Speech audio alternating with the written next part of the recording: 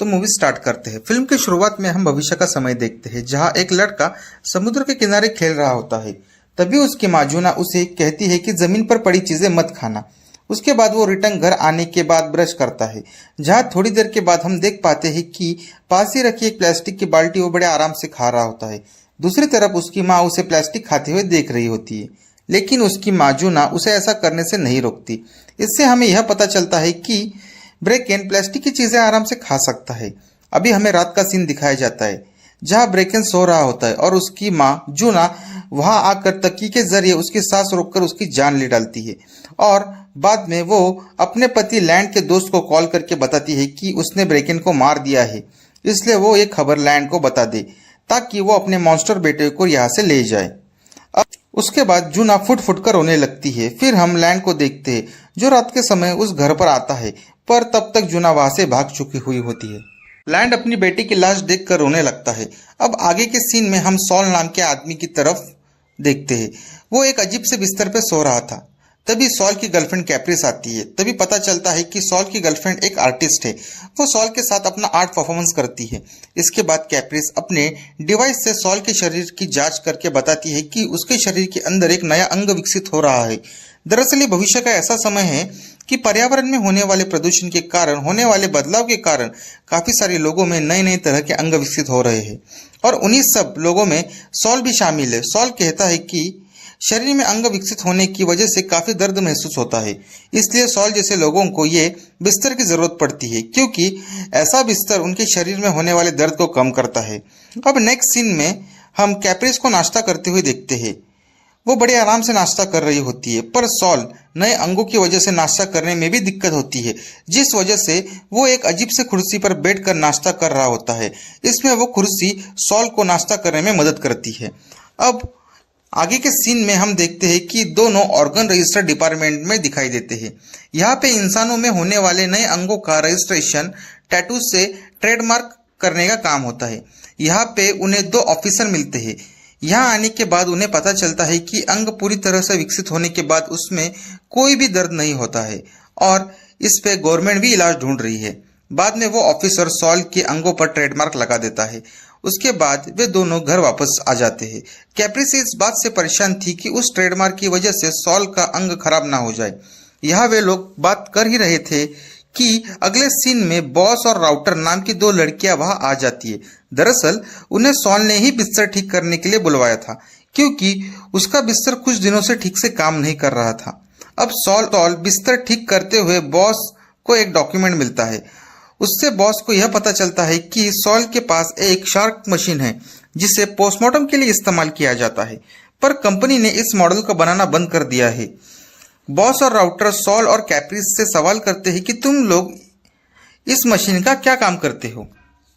इसके जवाब में कैप्रिस बताती है कि ये मेरा आर्ट इसी मशीन के जरिए दिखाती हूँ। अब नेक्स्ट सीन में सॉल और कैप्रिस उसी मशीन के जरिए अपना आर्ट परफॉर्मेंस दिखा रहे होते हैं, जहां सॉल उस पोस्टमार्टम मशीन के अंदर सोया हुआ होता है और कैप्रिस बाहर से एक रिमोट के जरिए सॉल के पेट की सर्जरी करके अंदर का अंग निकाल देती है। और इस सब प्रक्रिया के दौरान सॉल को काफी मजा आ रहा होता है।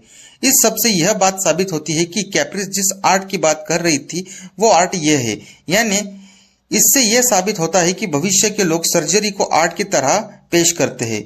और इससे यह भी पता चलता है कि सॉल सर्जरी के जरिए अपने अंगों को निकाल देता है ताकि उसे कुछ खतरा ना हो, क्योंकि ये अंग ठीक से काम करेंगे या नहीं करेंगे ये किसी को पता नहीं। आगे हम देख पाते हैं कि सॉल और कैप्रिस की आर्ट देखने के लिए ऑर्गन ऑफिसर भी आते हैं। तब वे ऑफिसर एक दूसरे से बात करते हैं कि आज के ज़माने में सर्जरी को प्लेजर के लिए इस्तेमाल किया जाता है, और मैं भी इस तरह का प्लेजर आजमाना चाहती हूँ। फिर थोड़ी ही दूर पर हमें लैंड नजर आता है। वो एक चॉकलेट खा रहा होता है और वो चॉकलेट टेबल पर रख देता है, जिसे वहां पर खड़ा एक आदमी उठा लेता है और उसे खाने लगता है, और वो आदमी तड़प तड़प कर मर जाता है। और उस चॉकलेट में आखिर ऐसा क्या था कि लैंड तो नहीं मरा, पर वो दूसरा आदमी मर गया। इस बात का पता हमें आगे चलेगा। अब नेक्स्ट सीन में हम डिटेक्टिव कोप्ट को देखते हैं। वो ऑर्गन ऑफिसर से सॉल और कैप्रिस के बारे में सवाल करता है। तब वह ऑफिसर डिटेक्टिव को बताता है कि सॉल ने अपने अंगों को आर्ट की तरह प्रस्तुत करता है। फिर वह ऑफिसर कोप्ट को सॉल की अंगों की तस्वीरें दिखाता है। फिर नेक्स्ट सीन में शिफ्ट होने के बाद हम एक अजीब से आदमी को देखते हैं। उस आदमी ने आर्ट के नाम पर अपने शरीर पर काफी सारे कान हुआ के रखे हैं। दूसरे सीन में एक कपल सड़क के किनारे एक दूसरे को चोट पहुंचाकर सेक्सुअल प्लेजर महसूस कर रहा है। यानी कि इस जमाने में दर्द ये लोगों के लिए एक तरह का प्लेजर है। फिर हम आगे के सीन में देखते हैं कि लैंड सॉल से कहता है कि वो अपने बेटे का पोस्टमार्टम सॉल के आर्ट के जरिए दिखाने का प्रस्ताव रखता है। इस पर सॉल सोचने का समय मांगता है और वहां से चला जाता है। सॉल घर आके लैंस के प्रस्ताव के बारे में कैप्रिस को बताता है, जहां पर सॉल और कैप्रिस लैंस के बेटी की लाश देखने का फैसला करते हैं। फिर हम रात का समय देखते हैं। सॉल को कोप्ट के साथ देखते हैं, क्योंकि कोप्ट के लिए एजेंट की तरह सॉल काम करता है और यह बात कैप्रिस को पता नहीं। यहाँ सॉल कोप्ट को उन लोगों के नाम बताता है जो अपने शरीर पर एक्सपेरिमेंट किया करते हैं, क्योंकि गवर्नमेंट के हिसाब से यह सब गैर कानूनी काम है। यह बातों के दौरान सॉल कोप्ट को लैंस और उसके बेटे के बारे में बताता है और ब्रेकेन की मां जूना से मिलने की इच्छा जाहिर करता है। सॉल को यह जानना था कि आखिर जूना ने अपने बेटे को क्यों मारा, जिसके बाद वो डॉक्टर नासाकी से मिलने जाता है। तब नासाकी सॉल को अपने पेट पर जिपर लगाने की सलाह देते हैं, जिस पर सॉल अपने पेट पर जिपर लगा देता है। उसके बाद सॉल वो जिपर कैप्रिस को दिखाता है। जिपर देखकर कैप्रिस मदहोश होने लगती है। वही अगली सुबह सॉल जूना से मिलने जाता है। वहां जूना से सवाल करने पर जूना कहती है कि ब्रेकेन कोई इंसान नहीं था, क्योंकि वह प्लास्टिक की चीजें खाया करता था। साथ ही उसके मुंह से हमेशा सफेद लार टपकती रहती थी। वो एक एसिड या तेजाब की तरह थी। बाद में भी शेयर करती है कि उसके पति लैंड ने उसे ऐसे ही बनाया था और लैंड के सारे दोस्त उसी की तरह है जो प्लास्टिक खाया करते हैं। फिर उसके बाद वो ये भी कहती है कि अपने बेटी की हत्या करने का उसे कोई अफसोस नहीं है। दूसरी तरफ हम लैंड को एक फैक्ट्री में देखते हैं, जहां वो और उसके दोस्त प्लास्टिक से चॉकलेट बनाने का काम किया करते थे, जो कि एक आम इंसान के लिए काफी जहरीली थी। और यही वजह थी कि उस दिन आर्ट शो के दौरान उस आदमी की चॉकलेट खाने से मौत हो गई। फिर लैंड अपने दोस्तों से कहता है कि बहुत जल्दी वो अपने बेटे का लाइव पोस्टमार्टम करवाएगा। इससे दुनिया और उसके मिशन को समझ पाएंगी। अब उसने ऐसा क्यों कहा, यह हमें जल्द ही पता चलेगा। उधर कैप्रिस एक महिला के शो में जाती है। वहां पे उस महिला ने उसके शरीर पर अजीब सी सर्जरी बनवाई हुई थी, जिससे प्रभावित होकर कैप्रिस अपने चेहरे की सर्जरी करके सॉल को दिखाती है। फिर अगले सीन में सॉल और कैप्रिस लैंड के घर में दिखाई देते हैं, जहां लैंड ब्रेकेन की लाश दिखाता है। तब सॉल उससे सवाल करता है कि तुम पुलिस से अपने बेटे का पोस्टमार्टम क्यों नहीं करवाते। इस पर लैंड बताता है कि पुलिस सारी सच्चाई दबा देगी, जबकि मैं चाहता हूं कि मेरे बेटे की सच्चाई सारी दुनिया के सामने आए।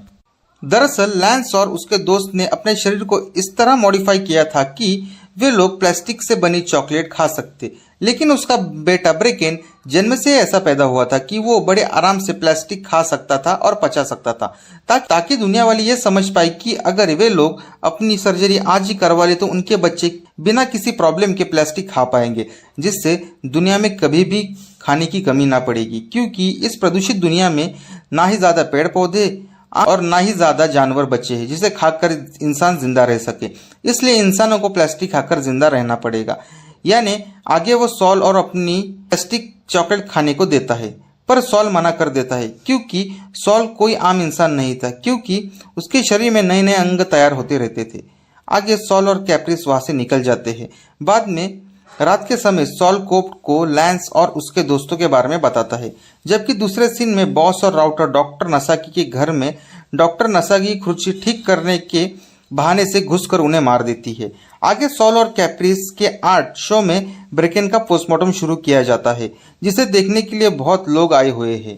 लेकिन उसके शरीर को खोलने पर यह बात पता चलती है कि ब्रेकेन के शरीर के बहुत से अंगों की सर्जरी की हुई है ताकि वो प्लास्टिक पचा सके। ये देखकर लैंस को काफी दुख होता है, क्योंकि उसका बेटा ब्रेकेन नेचुरली ऐसा पैदा हुआ था कि वो प्लास्टिक को पचा सके। लेकिन लैंस अब ऐसा लगता था कि जूना ने ब्रेकेन के शरीर के अंग बदल दिए होंगे।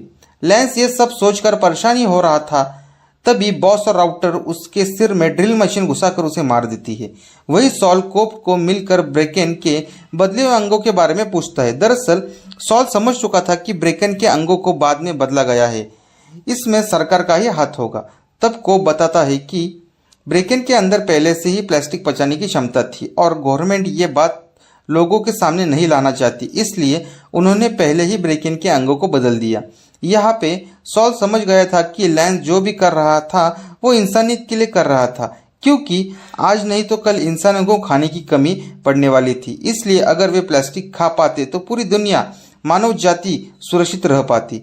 यह सब सोच के वो कोर्ट का साथ ना देने का फैसला करता है और वहां से निकल जाता है। और हमें यह बात भी पता चलती है कि बॉस और राउटर सरकार के लिए काम करती है और उसने डॉक्टर नसाकी को इसलिए मारा क्योंकि ब्रेकिन के अंगों को बदलने की बात उन्हें पता चल गई थी। वही लैंस को मारने की वजह यह थी कि उन्हें अच्छे से पता था कि लैंस चुप बैठने वालों में से नहीं है, वो अपनी बात साबित करने के लिए दूसरा रास्ता खोज लेगा।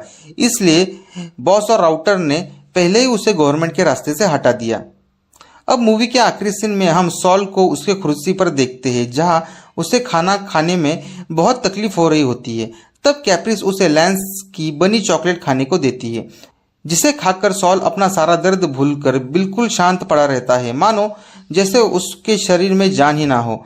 और उसके आंखों से निकलने वाले आंसू के साथ यह मूवी खत्म हो जाती है।